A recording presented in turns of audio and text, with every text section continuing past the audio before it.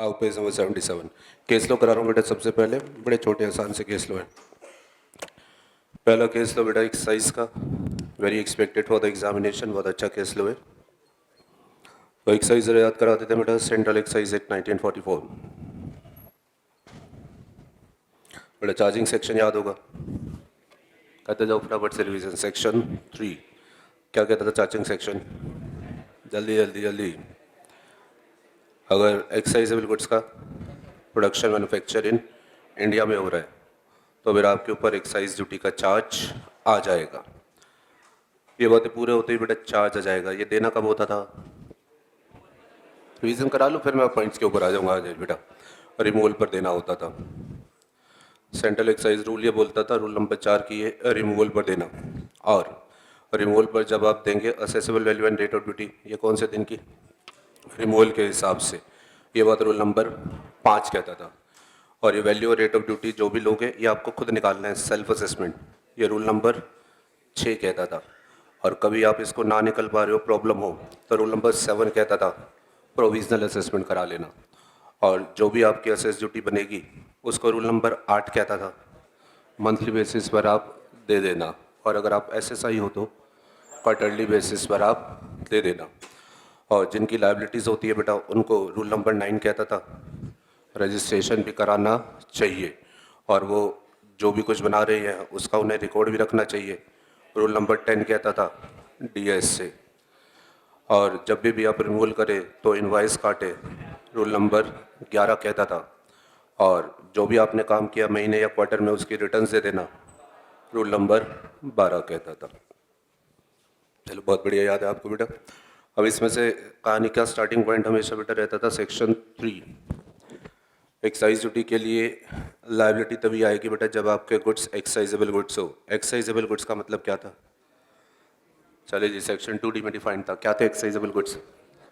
वो गुड्स जो कि सीटा में लिखे हों subject to a rate of duty. अच्छा, सीटा में लिखा है ए 10%, क्या ये एक्साइजेबल गुड्स है? यस। सीटा में लिखा है बी नील, क्या ये भी एक्साइजेबल गुड्स है? यस। अच्छा, सीटा में ए लिखा है, इस पर 100% एग्जम्पशन आ गई, क्या तब भी ये एक्साइजेबल गुड्स है? यस। अच्छा, सीटा में लिखा है सी ब्लैंक इलेक्ट्रिसिटी, ये एक्साइजेबल नहीं है क्योंकि it is not subject to an excise duty. The CETA में लिखा ही नहीं है, नॉन एक्साइजेबल। अच्छा फटाफट से बोलना बेटा, नॉन एक्साइजेबल गुड्स दो तरीके के हैं। ना नॉन एक्साइजेबल गुड्स दो हैं, इनवर इनफ। एक जो सीटा में लिखे ही नहीं है, एक जो सीटा में लिखे हैं पर ब्लैंक है, ठीक है। और एक्साइजेबल गुड्स दो तरीके के हैं, एक जो सीटा में विद रेट ऑफ ड्यूटी लिखे हुए हैं एक्चुअल में कुछ, और दूसरा उसके ऊपर नील हो। चलो अच्छा, एक्साइजेबल गुड्स का काम आपका क्या होना चाहिए था? Production manufacture, section 2F।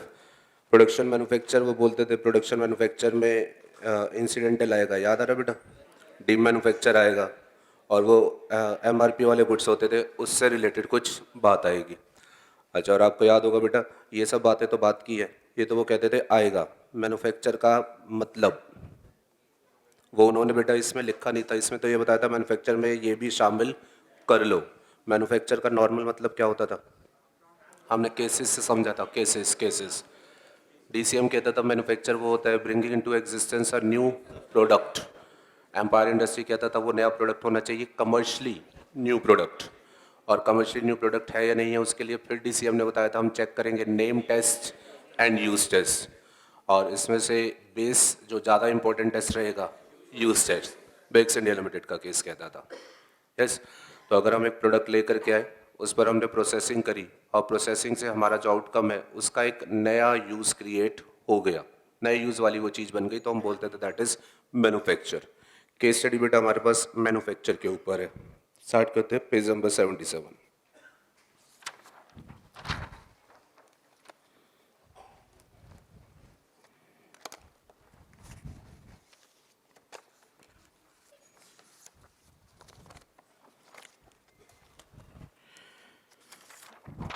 अच्छा, केस स्टडीज़ जो आपके एग्जाम्स में आती है मैं उसका आपको पैटर्न बता दूं बेटा कि ये आप सबको पता है कि केस स्टडी के लिए एक तो आईसीआई अपनी सेलेक्ट केसेस वाली बुकलेट पब्लिश करता है, और इसके अलावा बेटा उनकी जो भी लेटेस्ट आरटीपी आती है उस आरटीपी में कुछ वो केस स्टडीज़ मेंशन करके देते हैं। तो जो आईसीआई अपनी केस स्टडीज़ वाली बुक पब्लिश करता है, तो बेटा ये इसने लास्ट ईयर जो पब्लिश, लास्ट भी क्या बोलूँ, 1 साल हो गया, 1 साल पहले जो पब्लिश करी थी ये बेटा उसने एज इट इज़ मेंटेन रखी हुई है। मतलब ये जो लास्ट टाइम तक आपने कर रखी होगी ये बिल्कुल एज इट इज़ है, इसमें उन्होंने कोई एडिशन नहीं किया। ये सारे केसेस जो हैं पुराने जो हैं ये बेटा ये सारे समराइज फॉर्म में मैंने आपको दे रखे हैं पेज नंबर 84 पर।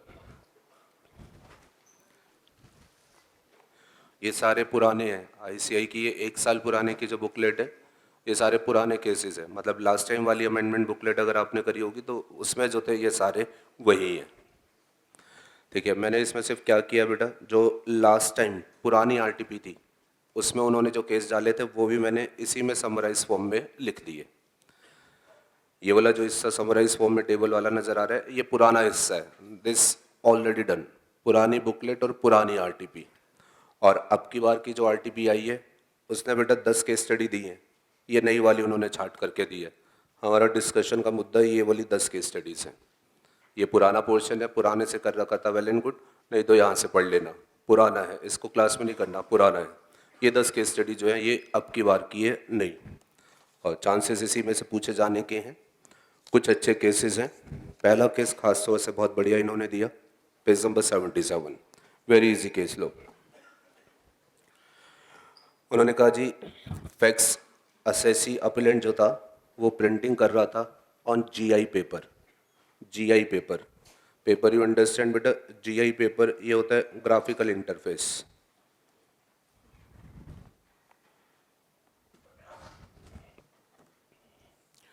ग्राफिकल इंटरफेस नॉर्मल पेपर, जैसे नॉर्मल पेपर प्रिंटिंग, उसके लिए प्रिंटिंग के लिए डिज़ाइंड है। एक स्पेशल पेपर आता है जिस पर आप ये डिज़ाइन वगैरह प्रिंट कर सको, तो उसमें कैपेसिटी रहती है वो कलर्स वगैरह को एब्जॉर्व करेगा ग्राफिक्स के पर्पज़ के लिए, डिज़ाइनिंग के पर्पज़ के लिए। तो उसने अकॉर्डिंगली वो जीआई पेपर जो था उसका रोल परचेज़ किया। आगे देखिए फैक्स में, duty paid GI paper purchased, duty paid paper वो बैकएंड से परचेज करके लाया। इस पर आगे वो कहता है इस पर उसने प्रिंटिंग करी, printing done their own as per design and specification of customer Parle limited. Logo and name of the product was printed in colourful form, consumer using it for wrapping. Facts ले जी, असेसी फिट राइट्स पैकर्स जो था GI paper का वो role purchase करके लाया, duty paid purchase करके लाया। इसके ऊपर फैक्स के हिसाब से आप डिटेल बोलो, इसने क्या काम किया है, एक्टिविटी क्या है इसकी। हेलो पढ़वाया मैंने आपको, बोलो जी उसने क्या किया, प्रिंटिंग करी। क्या प्रिंट किया बेटा, वो बोलो, आप बोल बोल के समझ देखिए। हाँ जी, क्या क्या प्रिंट किया, डिज़ाइंस वगैरह प्रिंट किए। क्या मतलब पार्ले ने उसको क्या बोला था, इस पर क्या प्रिंट कर दो, देखो ना फटाफट से, पार्ले ने क्या बोला था, मेरा इसके ऊपर लोगो प्रिंट कर दो। पार्ले हमारा कस्टमर था बेटा, उसने बोला जी इस पेपर के ऊपर लोगो प्रिंट कर दो। अच्छा, जैसे पार्ले को थोड़ी देर के लिए आप विजुलाइज कर लो, पार्ले बेटा कोई प्रोडक्ट बना रहा है तो उस प्रोडक्ट की रैपिंग के लिए उसे मटेरियल चाहिए। अच्छा, ट्रेडिशनली आपको पता है प्रिंट जो प्रोडक्ट जनरली पैकेजिंग में होते थे उस पर प्लास्टिक की रैपिंग होती थी, बट अगर आजकल आपने ध्यान दिया हो तो उनके ऊपर पेपर बेस्ड रैपिंग यूज़ हो रही है। तो वो पेपर बेस्ड रैपिंग जो है उसका ये पेपर है जीआई पेपर। मैं लाया, पार्ले ने बोला इस पर पार्ले का लोगो प्रिंट कर दो। मैं जिसे प्रोडक्ट एक्स के लिए, लेट्स सपोज इसको प्रोडक्ट एक्स की रैपिंग के लिए यूज़ करूँगा तो इस पर उस प्रोडक्ट का नाम प्रिंट कर दो। कलरफुल फॉर्म में अकॉर्डिंगली उसने हमसे प्रिंट करवा लिया। प्लेन पेपर आई परचेस्ड, पार्ले का लोगो, और जो भी वो प्रोडक्ट बना रहा था, जैसे आप पार्ले बिस्किट विजुलाइज कर लो बेटा, बिस्किट का आउटर कवर आप विजुलाइज कर सकते हैं, उसके आउटर कवर पर लिखा होगा ये पार्ले, पार्ले जी बिस्किट। तो इसने बेसिकली हमसे वो प्रिंट जो है इस पेपर पर कराया, हमने वो प्रिंट करके इसको सप्लाई कर दिया। इसने बोला ये प्रिंट करो, हमने प्रिंट करके सप्लाई कर दिया। Issue is that whether the activity is manufacture, issue was whether the activity is manufactured. Evaluate. Manufacture के लिए हमारा टेस्ट क्या है, बोलो जी टेस्ट क्या है? अभी तो रिवाइज करा बेटा, मैन्युफैक्चर के लिए हमारा टेस्ट क्या है? अगर हमने जो प्रिंटिंग करी उस प्रिंटिंग से जो आउटपुट है वो एक नया प्रोडक्ट है, अगर वो एक नया प्रोडक्ट है तो हम बोलेंगे हमारी एक्टिविटी मैन्युफैक्चर है। चलो करो इवैल्यूएट, जल्दी जल्दी कोशिश करें। क्या हुआ भाई, करो इवैल्यूएट, क्या टेंशन है? चलो दो दो साइड रख लेते हैं। एसएससी ने क्या बोलना है? मैन्युफैक्चर नहीं है। डिपार्टमेंट ने बोलना है मैन्युफैक्चर है। चलो अब देखो एसएससी ने क्या बोला, देखो एसएससी बोला no manufacture has taken place. उसे बोला अगर मैंने पेपर पर प्रिंटिंग करके दी है तो no manufacture has taken place. GI paper is meant for wrapping. साथ साथ बोल के पढ़ते जाओ बेटा। जीआई पेपर का यूज़ क्या था? रैपिंग के लिए। अरे बेटा ये जो पेपर है मैं इस पर कुछ प्रिंट नहीं करूँ, वो कह रहे it was available for use as wrapping and the use there of did not undergo any change even after printing as the end use was still the same, namely wrapping और packaging. Had this printing not been done, तो भी ये paper जो है वो wrapping के लिए use किया जाना था। उसे बोला प्रिंटिंग के बाद जो भी आउटपुट है ये रैपिंग के लिए ही यूज़ किया जाएगा। विजुलाइज पार्ले क्या करने वाला है बेटा इसका? क्या रैपिंग के लिए यूज़ करेगा? यस। तो असेसिव स्ट्रेसिंग ये ऐसे भी रैपिंग के लिए ही यूज़ होना था और अभी भी ये रैपिंग के लिए ही यूज़ होना है। यूज़ रैपिंग का ही है, that means there is no change in the use and therefore assessor is saying it is not manufacture. What the department is saying, department का कहना है this is a manufacture of new article. No doubt the paper in question was meant for wrapping. अगर ठीक है जी, GI paper wrapping के लिए था and this and use remain the same even after printing. Department बोल रहा है no doubt ये रैपिंग के लिए था एंड इसका एंड यूज सेम रहा है इवन आफ्टर प्रिंटिंग। बट वो कह रहा है however whereas blank paper could be used as a wrapper for any kind of the product. After the printing of logo and name of the specific product of the parley thereupon, the end use was now confined only to a particular and specific product of the said particular company or customer. चलिए जी, department ने जो बोला एक बार आप बोलना, क्या बोल रहा है डिपार्टमेंट? अच्छा, असेसी कह रहा था बेटा देखो ये पहले भी रैपिंग के लिए है बाद में भी। डिपार्टमेंट इस बात को चैलेंज कर रहा है। डिपार्टमेंट कह रहा है नो डाउट ये पहले भी रैपिंग के लिए था बाद में भी, लेकिन डिपार्टमेंट कुछ और कह रहा है। प्रिंटिंग अगर ना हो तो ये कोई भी कस्टमर और कोई भी प्रोडक्ट रैप इसमें हो सकता है, ब्लैंक पेपर होगा बेसिकली। बट कह रहा है लेकिन पार्ले का नाम छपने के बाद it is only Parle who can use this, और उस पर बिस्किट भी जैसे प्रिंट है तो Parle can use it only for wrapping of biscuit. वो कह रहा है रैपिंग के लिए यूज़ होगा but now only Parle can use it and Parle can use it for that particular product only. आगे उन्होंने बोला the printing therefore is not merely a value addition. Department कह रहा है इस वजह से प्रिंटिंग सिर्फ वैल्यू एडिशन नहीं है but has now been transform from general wrapping paper to a special wrapping paper. पहले जर्नल यूज़ के लिए सबके लिए कोई भी प्रोडक्ट हो जाता, बट अब स्पेशल हो गया कि सिर्फ पार्ले ही करेगी और सिर्फ बिस्किट के लिए ही करेगी। In that sense end use has been positively change as a result of printing process undertaken by the assessee. चलो जी, arguments part are over. Assessee का सिंपल स्ट्रेस पहले भी रैपिंग आफ्टर प्रोसेस भी रैपिंग, नो मैन्युफैक्चर। डिपार्टमेंट की stress no doubt wrapping, but पहले it was wrapping of any kind, now it is wrapping for a particular assessee and a particular product. और इस बात पर stress लेकर के वो ये कहना चाह रहे डिपार्टमेंट वाले this is manufacture. You tell me आपको इनमें से जो लॉजिकल लगे। Is the department logical? Is the department logical? Reason? अच्छा, हमारा मैन्युफैक्चर का टेस्ट क्या था? Name test, use test. Name test तो सेकेंडरी है, छोड़ दो। यूज टेस्ट की जैसे पहले बात करो, यूज टेस्ट का बेस पॉइंट क्या होता था? यूज टेस्ट का बेस पॉइंट क्या था? एक नया यूज क्रिएट हो, क्या नया यूज? हो बेटा, क्या नया यूज क्रिएट हुआ है? अच्छा, डिपार्टमेंट इस बात को एडमिट कर रहा है, ध्यान देना, कि पहले भी रैपिंग के लिए यूज होना था, बाद में भी और रैपिंग के लिए। इस बात को वो चैलेंज नहीं कर रहा, कह रहा यूज काम तो इसका वही होना रैपिंग के लिए। वो सिर्फ ये कह रहा है पहले इसमें कुछ भी रैप हो जाता, अब इसमें पार्ले अपने बिस्किट वो पर्टिकुलर प्रोडक्ट जो होगा वही रैप करेगी। और आपको मुझे बताना बेटा, अब जनरल पैकिंग एक पर्टिकुलर आदमी यूज करेगा, इस वजह से हम क्या बोले, एक नया प्रोडक्ट बन गया, या रैपिंग मटेरियल था और रैपिंग मटेरियल ही रहा है। अच्छा केस लो है, इसीलिए बोल रहा हूँ। क्या हुआ? अच्छा इसको छोड़ के ऐसे बताओ, एक प्लेन पेपर कोई लाए और उस पर टेक्स्ट कुछ प्रिंट करे, टेक्स्ट, और टेक्स्ट प्रिंट करने के बाद उसकी एक बुक बना करके बेचे, क्या वो प्रोसेस पक्का मैन्युफैक्चर है? यस, क्योंकि जो आया था वो पेपर था, जो आउटकम है बुक है। क्या यूज चेंज हुआ है? यस डेफिनेटली, वहाँ बिल्कुल क्लियर कट ये चेंज हुआ है। यहाँ पर स्पेशल पॉइंट है, रैपर था रैपर ही रहा, पर एक आदमी के लिए अब वो स्पेसिफिकली यूज किया जा सकता है। जल्दी जल्दी याद करो यार, टाइम ज़्यादा लेते हो आप। मैन्युफैक्चर बहुत सोचते हो। चलो जी, चल क्या सुप्रीम कोर्ट ने क्या बोला? सुप्रीम कोर्ट बोला whether process amount to manufacture, उन्होंने बोला यस। अच्छा, और उन्होंने कहा printing has bought out a distinctive और different use in the article.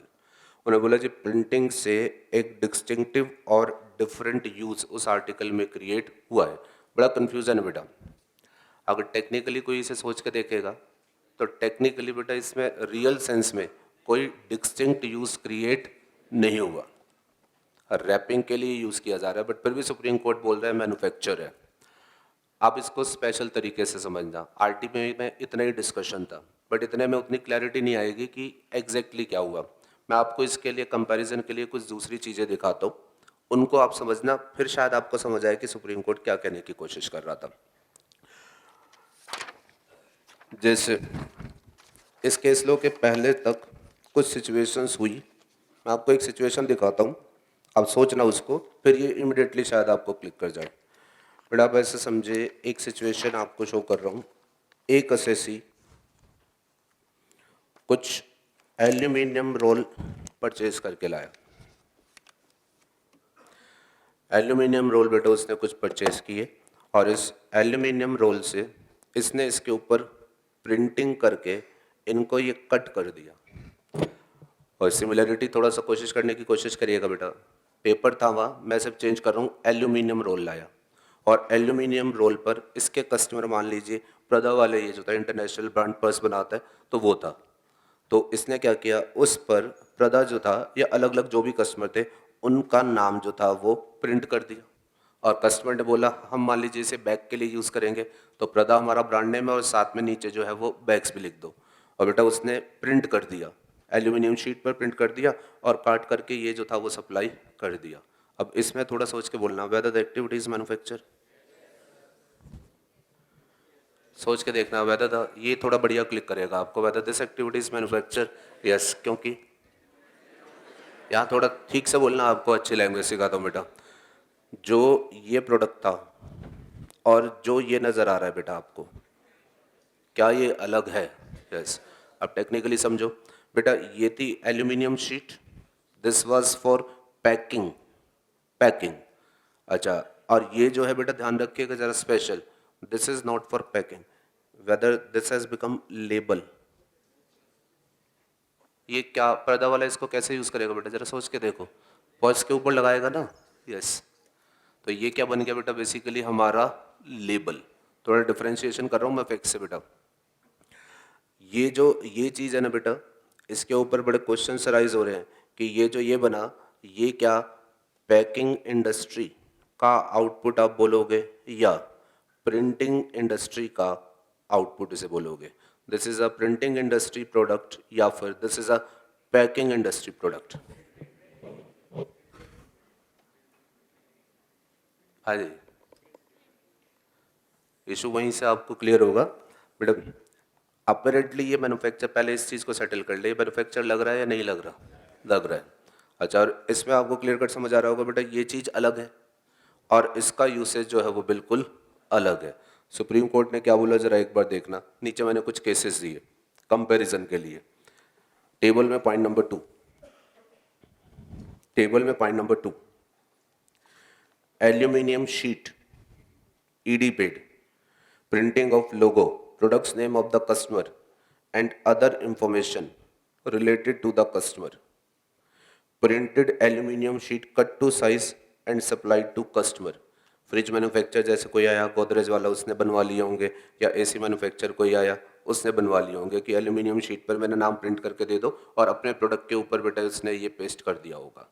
तो अब पुराना केस है ये सुप्रीम कोर्ट का, सुप्रीम कोर्ट ने बोला था दिस इज मैन्युफैक्चर, क्योंकि रीजन आप बोल के पढ़ना बेटा, printing in this case has resulted into emergence of a new product.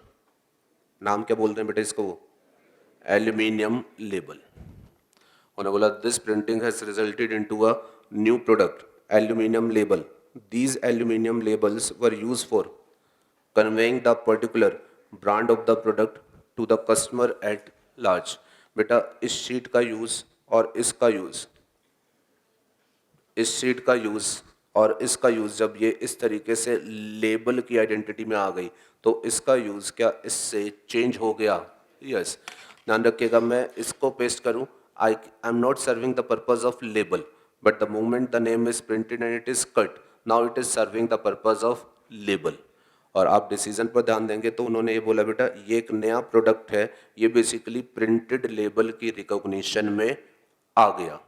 इसके कंपैरिजन में अब ऊपर वाला केस देखना, फर्स्ट केस, टेबल में ही फर्स्ट केस, फिर डिफरेंशिएशन रिकॉग्नाइज करना। एक असैसी बेयर प्लास्टिक फिल्म लाता था, प्लेन प्लास्टिक फिल्म्स, उसके ऊपर प्रिंटिंग कर रहा था डिजाइंस, डिजाइंस ध्यान दीजिएगा, डिजाइंस प्रिंट कर रहा था। स्पेशल है बेटा क्या डिजाइन, ये क्या कर रहा है प्रिंट, ये क्या कर रहा था प्रिंट बेटा, लोगो। डिफरेंस मेंटेन करना, वो जो था उस पर कोई डिजाइन प्रिंट करता था, printing done to enhance beauty. Plain paper कोई डिजाइन प्रिंट कर दिया, सिंपल डिजाइन बेटा, कस्टमर का नाम नहीं, ध्यान रखिएगा, कोई लोगो नहीं, प्रोडक्ट की कोई बात नहीं, एक डिजाइन प्रिंट कर दिया, पेपर पर डिजाइन प्रिंट हो गया। कोशिश करो, प्लास्टिक फिल्म पर डिजाइन प्रिंट हो गया, पहले वो क्या थी प्लास्टिक फिल्म, डिजाइन के बाद लेबल हो गई, लेबल हो गई, या वो प्लास्टिक फिल्म ही रही प्लास्टिक फिल्म। देखो क्या उन्होंने बोला था, this is not manufacture, the basic purpose of the unprinted film and printed film was the same. Plain थी, डिजाइन के बाद भी उसका बेसिक पर्पज सेम रहा है, that is packaging, and the printing was done on the film only to enhance the beauty. मैं चाहूंगा बेटा फर्स्ट केस और सेकंड केस का डिफरेंशियल फैक्टर आइडेंटिफाई करो so that we can solve. First case में what was printing was design, and designing does not create label, designing does not create label. उन्होंने बोला it is simply printed plastic film, this is not manufacture. But second case we have printed customer name logo, तो therefore what has been created is a label and this is a product of printing industry, this activity amounts to manufacture। एक आपको class में पढ़ाया हुआ case था, मैं आपको याद कराता हूँ। एक ऐसी ग्लास बोटल्स बनाता था, ग्लास बोतल, ग्लास लाता था, ग्लास बोतल बना देता था, ग्लास बोतल बना के बेच देता है। दूसरा एक ऐसी बेटा उस ग्लास बोतल पर पेप्सी का लोगो लगा देता है और उस ग्लास बोतल को पेप्सी को बेच देता है। पहले क्या थी ग्लास बोतल, बाद में क्या है लेबल, या ग्लास बोतल ही है, ग्लास बोतल ही है। मतलब पहले क्या थी ग्लास बोतल, विजुलाइज करो कि प्लेन ग्लास बोतल है, मैंने उस पर लोगो छाप दिया, बाद में क्या है ग्लास बोतल। पहले यूज जो था क्या बाद में भी यूज सेम ही है? या सोचो पेप्सी वाला प्लेन ग्लास बोतल होती तो क्या यूज करता, पेप्सी डालने के लिए। यस, लोगो लगा हुआ है तो क्या यूज करेगा, पेप्सी डालने के लिए। अब बेटा लोगो लगे होने की वजह से नो डाउट ये अब हर तरीके की चीज इसमें नहीं डाली जा सकती, सिर्फ पेप्सी वाला ही डालेगा और वही डालेगा, मतलब मैन्युफैक्चर हो जाएगा। कंफ्यूजन आएगी बार बार बेटा। लोगो, लोगो सिर्फ प्रोडक्ट पर लोगो डालना और प्लेन पेपर पर लोगो डालना। अब इसमें डिफरेंशिएशन करना, मैं दो बातें क्लियर करता हूँ पहले। एक एग्जाम्पल है, प्लेन प्लास्टिक फिल्म पर लोगो डाला, प्लास्टिक फिल्म प्रिंटिंग करा डिजाइन, वो प्लेन प्लास्टिक फिल्म भी रही। दूसरा, हमने एल्यूमिनियम शीट पर लेबल डाला, एक नया प्रोडक्ट जो था वो क्रिएट हो गया, लेबल। तीसरा मैंने कहा ग्लास बोतल पर लोगो डाला, आपको ये बोलना पड़ेगा ग्लास बोतल पर लोगो डालने से लेबल क्रिएट हुआ या ग्लास बोतल ही रही, ग्लास बोतल ही रही। अच्छा, इस पर लोगो डालने से क्या लेबल क्रिएट हुआ? यस। तो आप समझिएगा बेटा, हमें इवैल्यूएट करना पड़ेगा प्रिंटिंग से क्या क्रिएट हो रहा है। अगर वो लोगो जैसा कुछ क्रिएट हो रहा है, लेबल जैसा, जिसे प्रिंटिंग इंडस्ट्री का प्रोडक्ट बोला जा सकता है, then activity will amount to manufacture. Parle वाले केस में क्या हो रहा था? अब नहीं आया ध्यान। पार्ले वाले केस में क्या हो रहा था? पार्ले वाले केस में बेटा, ये जो फिटराइट वाला जो हमने पढ़ा था, एसएससी क्या लाया था? एसएससी क्या लाया था? पेपर। अब बड़ी जल्दी सोल्व करोगे। उस पर क्या किया उसने? सामने वाले का लेबल डाल दिया। बोलो आगे बोलो। अब उससे क्या हुआ? अब ये पेपर क्या लेबल, सोच के देखो बेटा, क्या लेबल का काम करेगा? यस। और जैसे ये लेबल का काम करेगा, हम क्या बोलेंगे? पहले ये पैकिंग इंडस्ट्री का प्रोडक्ट था, प्रिंटिंग के बाद पैकिंग इंडस्ट्री का प्रोडक्ट हो गया या लेबल इंडस्ट्री का प्रोडक्ट हो गया? लेबल इंडस्ट्री का प्रोडक्ट हो गया। Based on this logic supreme court ने बोला दिस इज मैन्युफैक्चर।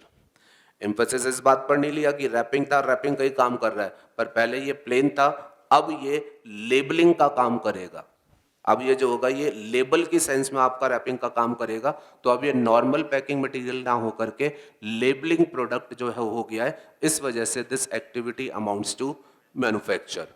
मैं कंपैरिजन के लिए ये डायग्राम भी दिखाऊंगा, माइंड में इमेज छप जाए बेटा। प्लेन पेपर है, सोचो इधर इस आदमी ने इसे बोला कि इस पर मेरे प्रोडक्ट पर ये छाप दो, ऐसे ही कुछ हुआ, आलोक हुक्का, मेरा नाम छापो, प्रोडक्ट का नाम छापो। और सोचो बेटा, प्लेन पेपर जब ये इस तरीके से आपने काट के सप्लाई करके दे दिया, तो क्या ये लेबलिंग का काम कर लेगा? यस। क्या ये मैन्युफैक्चर हो जाएगा? यस। तो देखो टेबल में पॉइंट नंबर थर्ड भी देख लो। थर्ड में ये ऑलरेडी डिसाइडेड था ट्रिब्यूनल के द्वारा। Base paper, ED paid, printing of logo, product name of customer and other information related to customer, printing papers cut to size and supplied to customer, beedi manufacturer. Same काम हुआ है बेटा, लोगो, product का name, फिर हमने उसको वो काट करके सप्लाई कर दिया।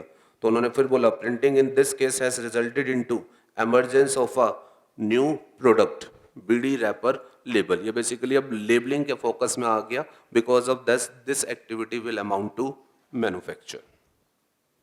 तो एम्फेसिस में हमेशा ध्यान रखना, हमें हमेशा चेक करना है कि क्या हमारी प्रिंटिंग से वो एक सिंपल रैपर ही रहा या अब वो लेबल का काम यूज करने लायक हो गया। अगर वो लेबल का काम यूज करने लायक हो गया, then activity will amount to manufacture. अच्छा, इसमें अगर बेटा वो ये प्रोडक्ट का नेम या लोगो ना छापता, कुछ वैसे ही डिजाइन बना करके देता था, तो हम क्या कहते हैं? लेबल की कैपेसिटी में नहीं गया, then activity will not amount to manufacture. Am I clear? Yes. Another related case लो, इसी से रिलेटेड चौथा केस लो, मैंने एक और आपको दिया लिंकिंग बेटर करने के लिए बेटा। तो अब नेक्स्ट केस लो में एसएससी जो था उसका काम ये था, एल्यूमिनियम फॉइल लाता था। टेबल में चौथा केस लो, उसकी डिटेल बेटा। एल्यूमिनियम रोल लाता था, जरा फैक्ट्स देखो। Role of aluminium foil with backing of white paper, ED paid purchase करके लाता था। सिगरेट पीने वाले लोग जरा जल्दी समझ जाएंगे बेटा। सिगरेट, जब हम सिगरेट का पैकेट लेते हैं तो सिगरेट के पैकेट में इन सिगरेट्स को कवर करते हुए एक बैकेंड से एल्यूमिनियम कवर डला हुआ होता है। यस यस, काफी लोग जानते होंगे। यस, ठीक है जी। तो ये सिगरेट मैन्युफैक्चरर्स जो थे बेटा, इनको ये क्या करता था, एल्यूमिनियम फॉइल लाता था और इसमें एक एल्यूमिनियम का पैकेट का ये वो डला होता है कवर। और ये क्या करता था, देखो इस एल्यूमिनियम रोल को कट इनटू पीस करता था और उसके ऊपर वर्ड छापता था पुल। मतलब ये सिगरेट जो है ना, इसके ऊपर ऐसे वो कवर रहता है और उसके ऊपर लिखा रहता है पुल। जब सिगरेट की डब्बी खोलते हैं ऊपर लिखा रहता है पुल, उस कवर को हम साइड करते हैं और फिर ये सिगरेट निकाल के यूज़ करते हैं। बड़े इंटरेस्ट से देख रहे हो नहीं? हाँ जी। और प्लेन रोल, पुल छापा और पुल छाप करके उसे सामने वाले को सप्लाई कर दिया। ध्यान दीजिएगा, जो वर्ड छापा है वो सिर्फ क्या है? पुल। ऐसा नहीं है सिगरेट मैन्युफैक्चर जो है उसका नाम या फिर उसके प्रोडक्ट का नाम, सिर्फ क्या लिखा है? पुल। आप मुझे बोलेंगे नया यूज, नया यूज क्रिएट हुआ या नहीं हुआ? नहीं हुआ, कोई नया यूज क्रिएट नहीं हुआ। बेटा ये लेबलिंग का काम नहीं करेगा। तो सुप्रीम कोर्ट ने बोला था इस केस में भी नोट मैन्युफैक्चर, उन्होंने कहा जी cutting and embossing did not transform aluminium foil into distinct and identifiable community. It does not change the nature and substance of the aluminium foil. It does not render any marketable value to that piece of paper. Cutting to size and embossing is only for making it usable for the purpose of packing. अगर आप बेटा चारों decision को समझोगे तो चारों की एक कॉमन सी स्पिरिट है, प्रिंटिंग कब मैन्युफैक्चर होगी और कब नहीं होगी। अगर प्रिंटिंग सिर्फ डिजाइन या कोई शब्द छापा जा रहा है, लेबल क्रिएट नहीं कर रहा, तो वो मैन्युफैक्चर नहीं है। बट सामने वाले का नाम, प्रोडक्ट का नाम दिया जा रहा है, वो लेबल क्रिएट कर रहा है, तो वो activity will amount to manufacture. ठीक है, ये ऑलरेडी पीछे के प्रिंसिपल सेटल डाउन थे बेटा, जिसको फिट राइट पैकर्स के केस में जो है उन्होंने अप्लाई करके अपना आंसर दिया है। अच्छा, ये वाला जो सिगरेट वाला केस है ये भी स्पेशली ध्यान में रखना। इसके नीचे मैंने एक नोट लिखा है बेटा साथ में, ये आपके स्टडी मटेरियल में ऑलरेडी डिस्कस था केस बेटा।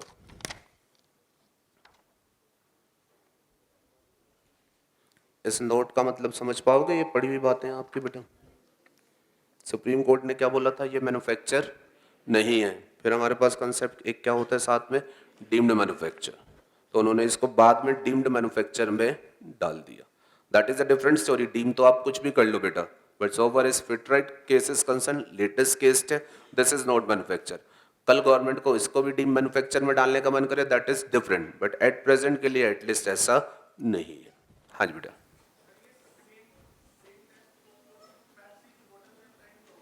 बेटा पेप्सी की बोतल का केस और इसमें आप डिफरेंस महसूस करो। पहले आप पेपर पर प्रिंट करके लोगो क्रिएट कर सकते हो, बोतल पर प्रिंट करके आप लोगो क्रिएट करोगे लेबल? नो, इसलिए ये उसके ऊपर अप्लाई नहीं हो सकता। Facts of the case have to be appreciated. Plain paper, plain sheet है, इस पर आप लेबल क्रिएट करते हो, पेप्सी बोतल पर definitely you can not create logo. ये क्लियर है बेटा? अच्छा, केस लो अगर आपको क्लियर है तो मैं इससे रिलेटेड एक क्वेश्चन आपको रेज करके देता हूं, if you can help me with this particular case लो बेटा। एग्जाम के लिए पहले एक सिंगल वर्ड में लिखना बोलना सीख लो। हम कहेंगे इसने जो काम किया, फिट राइट वाला जो केस था, जो हमारा इंपॉर्टेंट केस है लेटेस्ट, इसने जो प्रिंटिंग करी वो प्रिंटिंग मैन्युफैक्चर है। आप शब्दों में बोलेंगे, रीजन लिखना होगा क्यों। अब बेटा बोलो, आप क्यों बोलोगे ये मैन्युफैक्चर क्यों है? बिकॉज इसने एक नया प्रोडक्ट बनाया, और नया प्रोडक्ट किस सेंस में? नया प्रोडक्ट किस सेंस में? What has been created is label. What has been created is label. This printing is manufactured because Supreme Court की understanding as per the old case law, continuing in the new case law is simple. This is a new product because label जो है वो create हुआ है। करूँ बेटा आगे बात? Case law is over. अब आपको कुछ रिलेटेड चीजें याद कराता हूँ जस्ट फॉर योर नॉलेज, आप अप्लाई करना और देखना आपको याद आती हूँ बेटा। अब लेबल बना, activities manufacture, goods are excisable goods, India में काम हुआ, मतलब बेटा सेक्शन 3 का चार्ज क्या आ गया? यस। मैं कुछ आपको रिवीजन पर्पस के लिए बोल रहा हूँ बेटा कि आप चेक करना, पूरा सब्जेक्ट पढ़ा हुआ आपको कितना अचानक क्लिक करेगा। अच्छा, सेक्शन 3 का चार्ज आ गया तो इसका मतलब यू बिकम लायबल टू पे एक्साइज ड्यूटी। क्लास में से किसी को एसएसआई का कंसेप्ट याद है? I just make you revise, अगर आप जोड़ पाए तो। लेना देना इससे कुछ नहीं है, बट मैं रिवीजन के तौर पर एक पॉइंट उठाना चाह रहा हूँ बेटा। एसएसआई याद है? यस। अच्छा, एसएसआई हम किसको बुलाते हैं? जिसका पिछले साल का काम 400 लाख था। थोड़ी देर के लिए मान लो बेटा कि ये एसएसआई है, नई यूनिट मान लो या पिछले साल का काम कम ही था, ऐसा मान लो। अच्छा, अब अगर आप एसएसआई होते हो तो बेटा आपको कितनी एग्जम्पशन मिलती है? 150 लाख। देखो, जब आपको आंसर इसका समझ आएगा आपको लगेगा हाँ सब्जेक्ट की लिंकिंग क्या होती है। 150 लाख तक आपकी एक्साइज ड्यूटी बेटा एग्जेम्प्ट होती है, लेकिन 150 लाख में वो नहीं गिनते जो पराए मर्द के ब्रांड नेम से बनाते हैं। याद आता है ये कंसेप्ट भी? यस।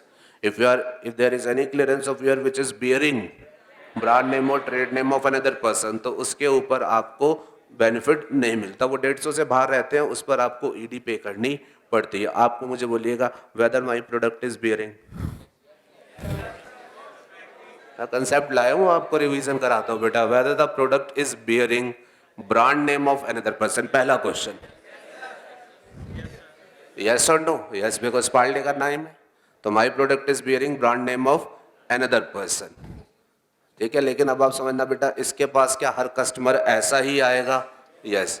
तो एक कंसेप्ट आपने उसमें पढ़ा था, शायद काफियों को याद आ गया, clearances bearing brand name of another person. ठीक है, वो 150 में नहीं आती, but there were some exceptions. आपको याद आता है उस चीज में कुछ एक्सेप्शंस थे? याद आ पा रहा है बेटा? जैसे ये दिमाग की बात है, उसमें कुछ एक्सेप्शन से, जैसे मैं हल्का से याद कराता हूँ, आप रूरल एरिया में बना रहे हो, आता है याद? आप केवीआईसी के लिए बना रहे हो, आता है याद? आप वो रजिस्टर फाइल फोल्डर्स वगैरह बना रहे हो। यस। उसके अलावा आप कंपोनेंट बना के दे रहे हो, और इनफैक्ट एक ये था, ये जो अगर आप समझ पा रहे हो, आप क्या बना रहे हो? Packing material. आप अगर बना रहे हो packing material bearing brand name of another person, तो फिर वो जो होगा बेटा, वो क्लियरेंसेस दूसरे के भी होगा तो भी एलिजिबिलिटी के दायरे में आएगा। आपके पास मटेरियल है पुराना क्या? Are you carrying your exercise material with you? Books वगैरह है क्या? अच्छा, कितने लाए हैं? अच्छा, लाना तो वैसे सबको चाहिए था, अब जो लाए हैं तो वो देख ले अपना जरा एसएसआई एग्जामिशन वाला पेज खोल ले। जो नहीं लाए हैं तो मैं वर्बली यहाँ आपको वैसे बोल के कराता हूँ बेटा। अब एसएसआई एग्जामिशन ये कहती थी 150 लाख एग्जाम्प्ट है, बट अगर आपकी clearances are bearing brand name और trade name of another person, तो वो 150 से बाहर रहेंगी, उस पर आपको ईडी पेबल ही रखनी पड़ेगी।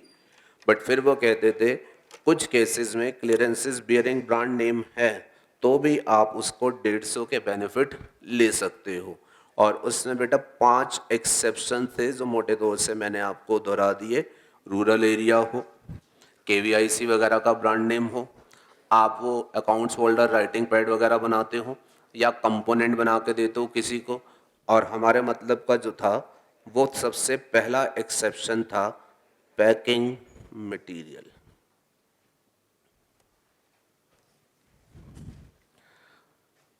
एसएसआई वाले चैप्टर में बेटा जहाँ पर वो हमने लिखा था आपको कि आप 150 लाख कैसे कंप्यूट करते हैं, पेज नंबर में बोलने की पोजीशन में नहीं हूँ बेटा, क्योंकि पता नहीं कौन से बच्चे के पास कौन सा मटेरियल है। ठीक है, तो मैं पेज नंबर कुछ नहीं बोल रहा, बट हाँ उस चैप्टर में एक डिस्कशन था 150 लाख में आप क्या इंक्लूड करेंगे क्या नहीं। तो जो लीगल वर्डिंग थी, स्ट्रेसफुली आपको समझा रहा हूँ आज, जरा स्पेशल समझना। तो वो कहते थे जी पैकिंग मटेरियल जो होगा वो दूसरों का ब्रांड नेम भी लगा हुआ होगा, आप 150 में काउंट करेंगे। एक उस टाइम पर इशू आता था बेटा, एक बार बताओ, ये जो इसने बनाया ये बेटा पैकिंग मटेरियल है या प्रिंटिंग मटेरियल है?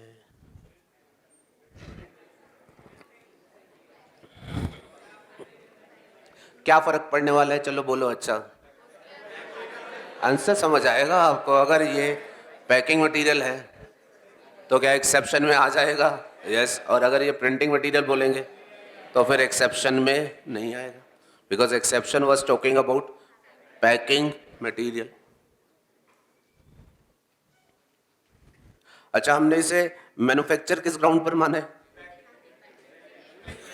बड़ा अच्छी बात समझा रहा हूँ बेटा, हमने इसे मैन्युफैक्चर किस ग्राउंड पर माना है? ये क्या है, पैकिंग है या प्रिंटिंग मटेरियल है? प्रिंटिंग। इस ग्राउंड पर हमने मैन्युफैक्चर माना है ना? यस। इस ग्राउंड पर ये लॉजिक चला था बेटा इसे मैन्युफैक्चर मानने का। और समझिएगा अगर इस ग्राउंड पर इसे मैन्युफैक्चर मानना है तो डिपार्टमेंट अगली बात एक और क्या बोलेगा? This is printing material, this is not falling under the exception. This is printing material, this is not falling under the exception. You are able to appreciate? Yes. अच्छा एक बात बताओ, ये वाला आदमी इसे यूज क्या करेगा? क्या पैकिंग का पर्पस सर्व करेगा? यस। तो क्या ये पैकिंग मटेरियल डिजर्व होना चाहिए? यस। इधर जो भी स्टोरी हो उसे छोड़ो, बट क्या ये पैकिंग मटेरियल डिजर्व होना चाहिए? यस। तो इनफैक्ट बेटा जहां ये पैकिंग मटेरियल लिखा होता था उसके नीचे एक एक्सप्लेनेशन लगी होती थी। एसएसआई में जहां पर ये लिखा हुआ होगा पैकिंग मटेरियल, उसके नीचे एक एक्सप्लेनेशन लगी होती थी जिस पर वो लिख करके कहते थे for the removal of doubts, for the removal of doubt packing material shall include labels. For the removal of doubts packing material shall include labels. इसका नेट रिजल्ट क्या हो गया? क्या एसएसआई एग्जम्पशन मिल जाएगी? यस।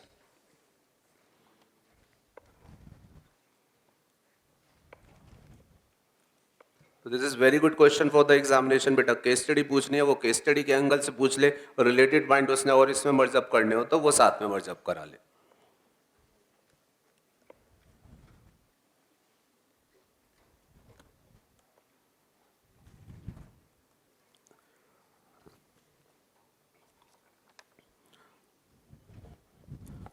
तो आपको ध्यान रहे तो बेटा इस केस स्टडी के नीचे ही जो थोड़ा बहुत स्पेस है अब इसमें हम मेंशन कर लेते हैं। तो लिखे point number 1,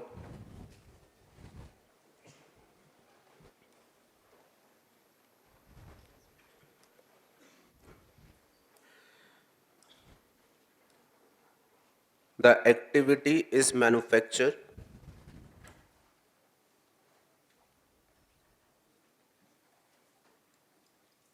the activity is manufacture since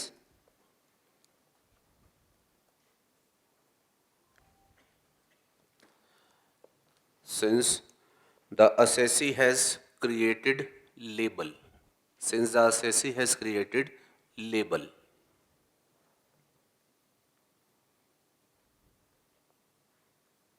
within bracket printing industry product, printing industry product,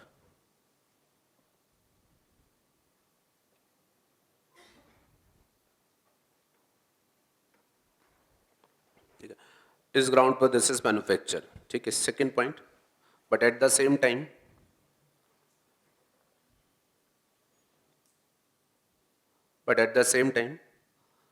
for the purpose of applicability of SSI exemption,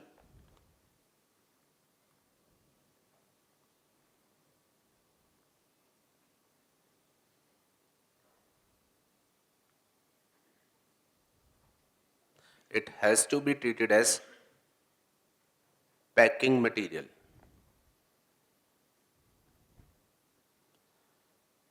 It has to be treated as packing material within bracket as explanation in SSI notification, as explanation in SSI notification specifically provides so. As explanation in SSI notification specifically provides so.